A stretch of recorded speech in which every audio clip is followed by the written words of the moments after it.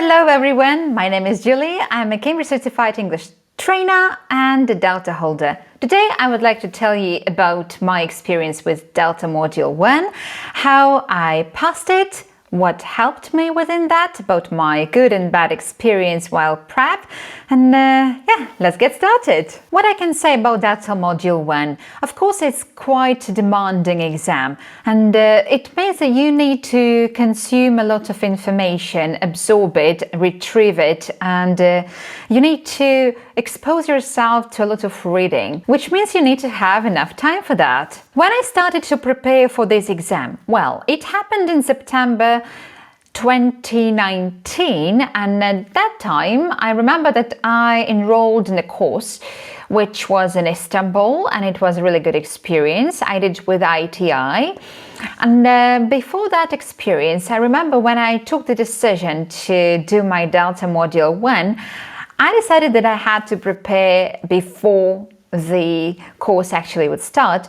And what I did, I bought Scott Thornberry's book about the methods of teaching, which was really helpful. And I started scrutinizing, reading, and trying to understand a lot of different things, which seemed to me quite odd at that point because I wasn't quite familiar with many of those.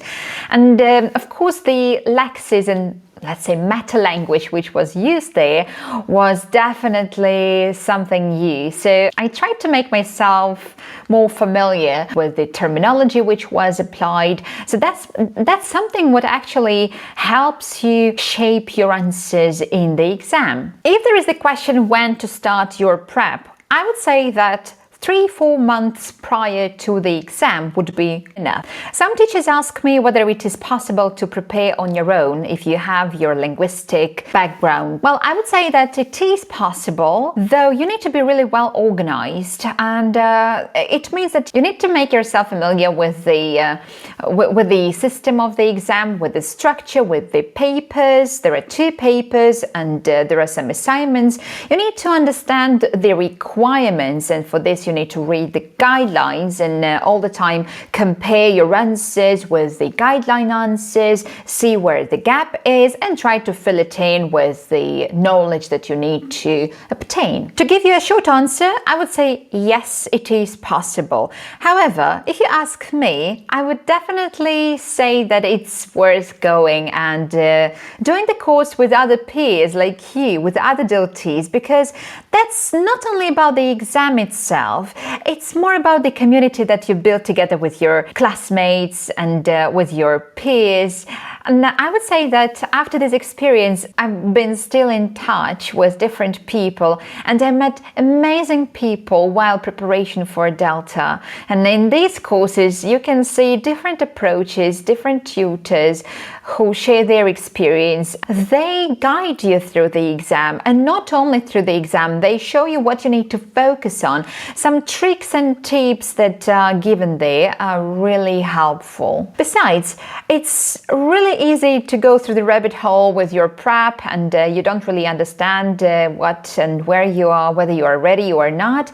I would definitely say that if you have a chance to do the course in some institution, that would be definitely great because you'll get your feedback. In my case, I had a lot of papers, let's say every single week within 10 weeks. My course took about 10 weeks. I had the assignments that I had to submit, and within 2-3 days, I received feedback from other tutors, which was amazing because I knew what I had to work on. Of course, you can't over-rely on the information that you receive from your tutors and from the Moodle. I would say that it's really important to make your own system, build it up and fill it in with some techniques, with some routines, and you need to understand how much time you have. And of course, that's something what you need to consider. You need to understand that this exam is time-consuming and it's dense. It requires a lot of data to be absorbed, and it means that a lot of input is something what you need. Well, to make it short, I would say that to start your preparation, I would probably start with trying to find the buddy and trying to find the peer who you can have a strong bond and you can agree on some particular meetings, you can arrange them together, and you can discuss some bits of the preparation. So let's say if you prepare the methods and approaches in ELT, you can take one or two approaches and discuss them together in the meeting. I would say that discussing is helpful because it's your output.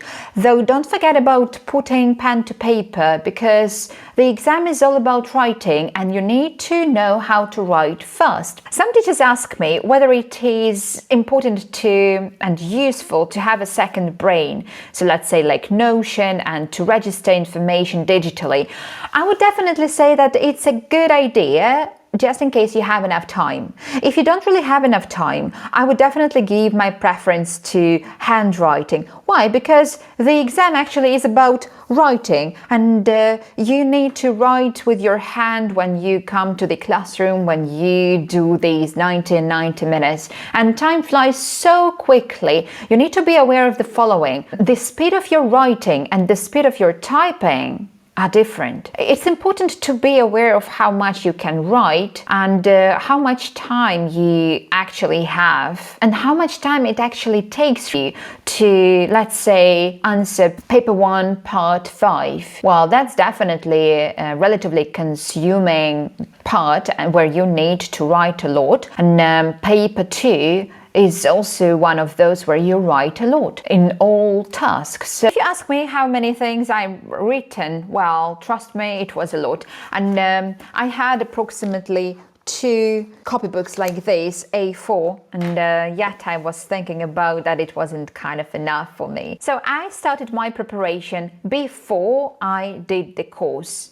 Probably 2 months before. It was in summer, so I remember that I went to different libraries and I was reading different materials. Not a lot. I didn't overwhelm myself by reading something what was quite specific, because I actually didn't know exactly what was necessary and I didn't know the syllabus at that time.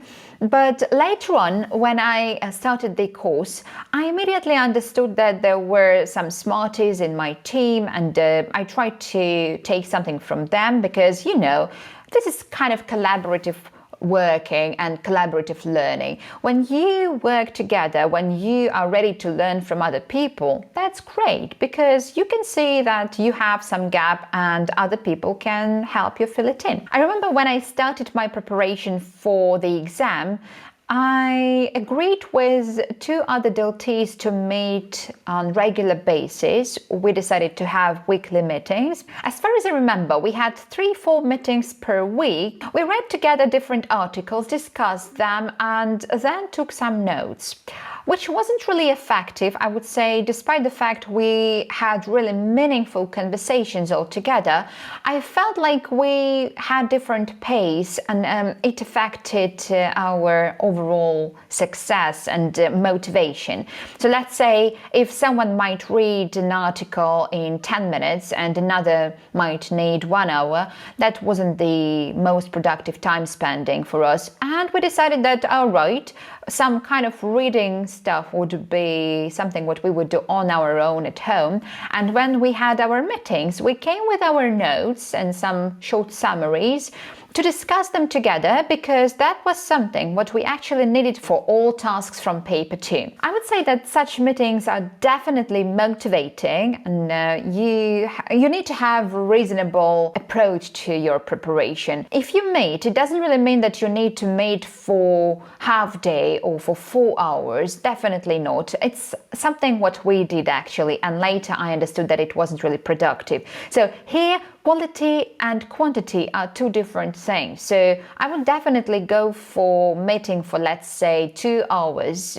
3 times per week, to see where you are and where you need to go together to, for a meeting with your peers in order to discuss or probably even do some parts from the test. And right now, let me tell you how I failed. So, as you probably know from my previous videos, I failed the first module 1 and I needed to do the test again. So I retook the exam, and that was a successful experience for me. I passed it successfully after the second time, though the first time, when I self-reflected, I remember that I spent my time not wisely enough. By saying this, I mean that I thought that the quantity of time that I dedicated on a regular basis would mean the quality, which wasn't the case. I exposed myself to a lot of reading, and note-taking there also wasn't really effective, and at that point it was probably one of my weaknesses, because I wanted to literally take notes of everything what I read about, because everything seemed to be so important and valuable. And actually that was my failure, because I understood that later on, I understood that when only I would summarize the key points and probably just come with the definitions, the key definitions, that would be definitely easier for me later on, because there are so many articles and we teachers are overwhelmed by and bombarded by a lot of different materials on daily basis. Looking back, I would probably do it in a different way. Now, I would probably start by just thinking about 2-3 hours per day and trying to find the precious time in the morning when you are full of energy, when you can focus well, when you're full of energy, and you know that you have, even if you have, let's say, 30 minutes early in the morning, that would be great to read an article. And don't forget, so the most important thing here is to take some notes after you read.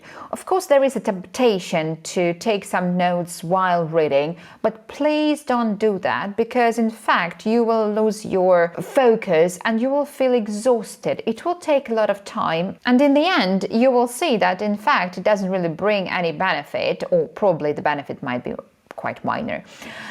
If you ask me, I would probably help you with some ideas how to arrange your timing.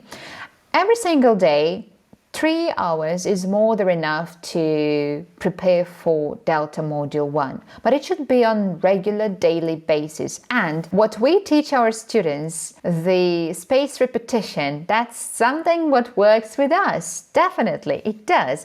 We shouldn't forget about that. I read about English phonetics and phonology, let's say 1 week ago. It might make sense to come back to these materials and to your notes 1 week later, and see what you remember and what you don't remember, where you have the gap, and you will see that after 3-4 times of exposure to the same material, you will have more chances to perform better in the exam. Another negative effect of overspending your time with the books is that you feel quite exhausted and tired, and at the same time you have kind of feeling that you did a lot of reading, you dedicated a lot of time to this, and you would obviously expect the reward after some time.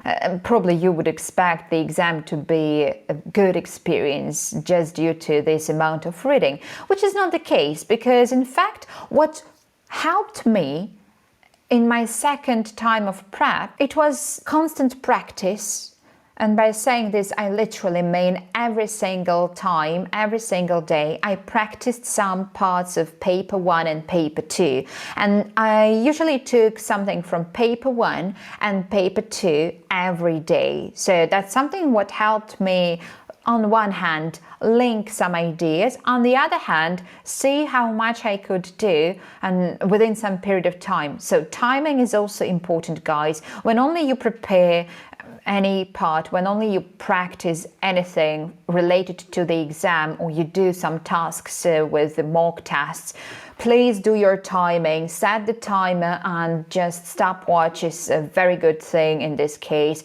See how much time you have. Some teachers ask me how to divide timing in the exam. So let's say we need to be pragmatic here and we need to calculate well.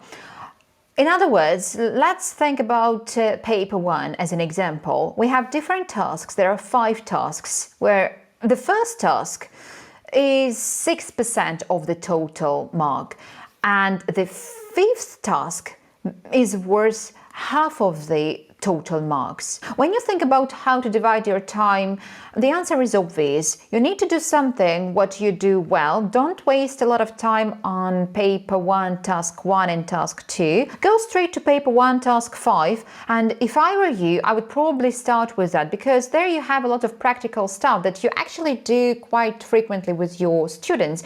And you're more familiar with that because that's some kind of analysis of the language. Whereas when you go for paper 1, task 1 and task 2, it's more about definitions, and it might happen that you don't really know, or you probably might even forget something about the definition, or the definition that you provide might be not accurate enough for getting the mark, and you will spend some time. So in other words, I would definitely spend not more than 5 minutes on the first task, and the same relates to the second one. So in general, the first 2 tasks wouldn't take you longer than 10 minutes in total, and then switch to number 3 and 4, then number 5.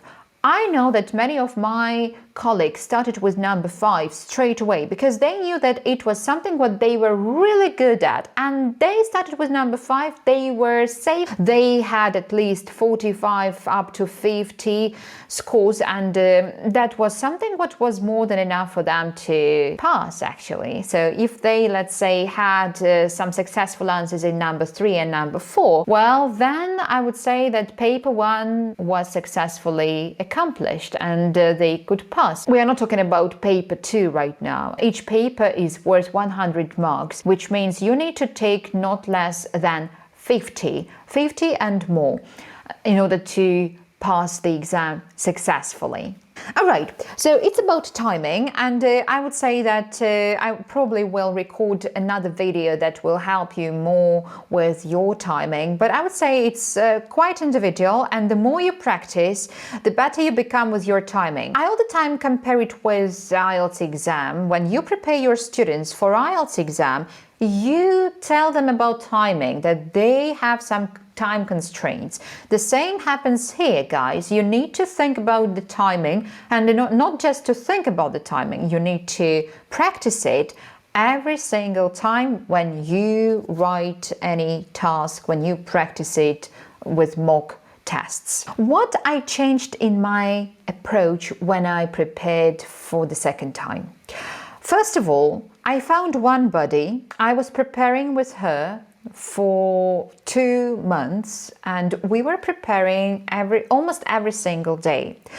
But our meetings were 1 hour, 1 and a half max. They were productive, and we did a lot of preparation before our meetings. So in other words, we read a lot, we analyzed, and we tried to take some notes together, and we put them digitally. Digital register is really helpful when you need to find some information easily for your retrieval. Then you can see that that's something what might be really helpful. What we did, we agreed all together with other DLTs that we would submit some information in our Google Doc, and this file was incredibly valuable. It was actually a gem for our prep, because when only we had a question, we came to that file and we checked the issues of ELT. We checked some topics that helped us prepare for paper 2. And well, trust me, if you want to prepare for paper 2,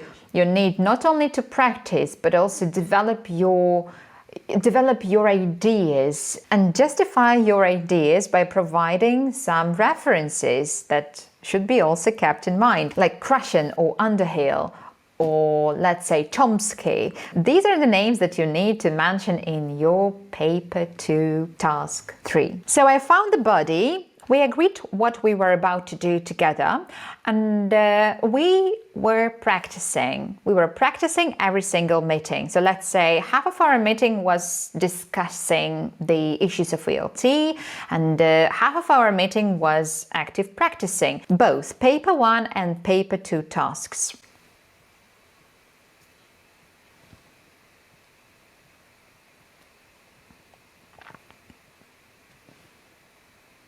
The second thing that was underestimated while my first preparation, and I definitely changed my approach to it in my second time preparation, was the guidelines. So the guidelines are really important. When you have the guidelines, when you understand the requirements, when you know the rules of the game, it's way easier to play. And this is the case. You need to know the rules of the game very well. In other words, let's say if you do task 1 and task 2 from paper 1, you need to understand what the requirements are. If you miss one example and lose the score, it's such a shame, honestly. So not to let it happen, I would definitely say that dedicating time to the guidelines, checking, seeing the requirements, and comparing whether you comply with the requirements is definitely something what you will benefit from in the long run. And one of my favorites, the day before the exam. Well, I recall my experience, and the first time when I failed, I remember that I was trying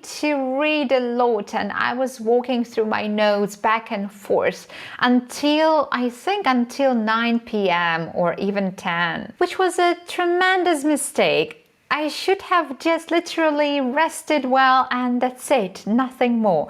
But instead, I thought that if I enrich myself with as much information as it might be possible, I would probably benefit from it. And I try to fill in my short-term memory with all this information. You know, when we have our exams, and probably you remember at school or probably at the university when you had the sleepless nights before the exams, you tried to overview everything. Sometimes it worked, sometimes it didn't work, right? But Delta is not like that. You can't just literally prepare for Delta in one night.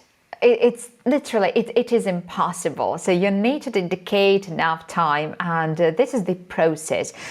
By saying this, I mean the day before the exam, you can read some articles, look through your notes, pay attention to the wording from paper 2, how you shape your beginnings of the sentences. So let's say, especially it refers to the second and the third task. Working with guidelines helps you to shape your answers in the right wording and use it according to the requirements. So what I would suggest doing, no matter how good your skills are, your answers should be specific and concise. You don't have a lot of time to put a lot of information there. And if I were you, I would definitely make a cheat sheet where you would put the phrases that you can apply in paper 2 task 1, paper 2 task 2, and paper 2 task 3. So these are the things that you need to consider, and I would definitely suggest writing them down, seeing which words are key. And for instance, it is important because when you have some course book, it's paper 2 task 1, and you need to analyze the tasks and how they are related. In this case, these phrases are incredibly helpful, and you just take them. And in this case, when you write them on the paper, then when you discuss it with your peers, you apply them again.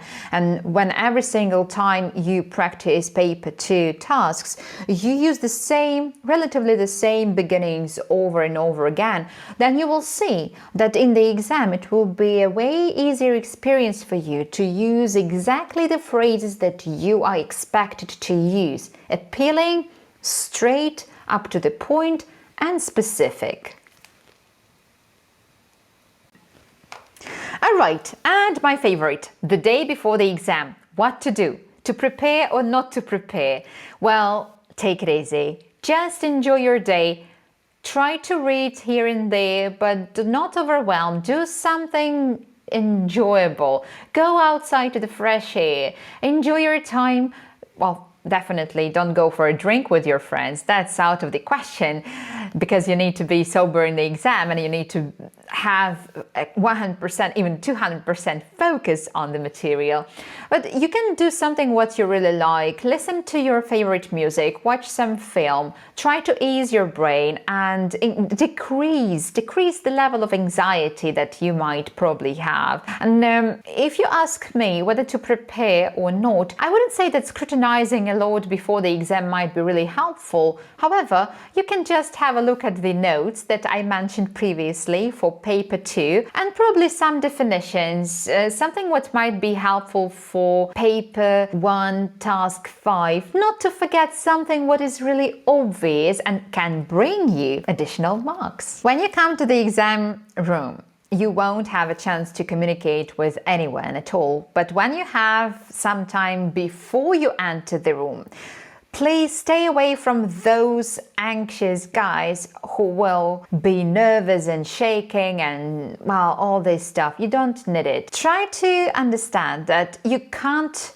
know everything, but this is something what you already know is enough to perform. And even if the worst case scenario, if it doesn't work, you can do it again. So that's not the, let's say in my case, I was sad, that's true. I was really very sad and devastated to understand that all that prep didn't lead me to my expected result. But at the same time, it was a very important experience and I definitely would not say that I didn't want it in my life. It taught me a lot. It helped me change my approach to prep and I would say that I'm really thankful because now I can share what helped me and many other people prepare better and more efficiently. When you enter the institution where you will do the test, please stay away from those guys who are anxious, worried, and who are nervous, trying to repeat some stuff before the exam. So that's not something what you need. Instead, have your water without any labels and tags on it. You remember? Nothing should be written on the bottle. And drink your water, enjoy your time, and that's it. So just take deep breath and enter the room and everything will be fine.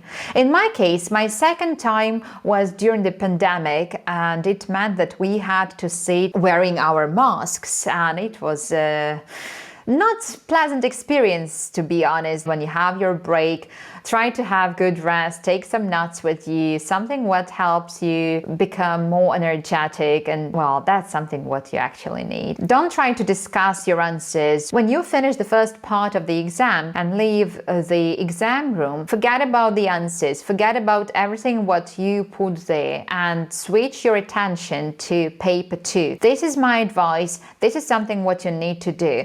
Don't try to think how you might have answered or which answers were wrong. Forget about it. That's not important at that particular moment. You need to focus on what you will do next. Guys, I can talk about Delta Module 1 prep for ages, but I think that you need to dedicate your precious time to your prep and arranging your time in the right way, finding the body, and there will be the recording about the books and materials that I use for my prep, and especially when you don't really have a lot of time for reading, I will share with you some, it's a spoiler, but I'm gonna share with you 5, let me see.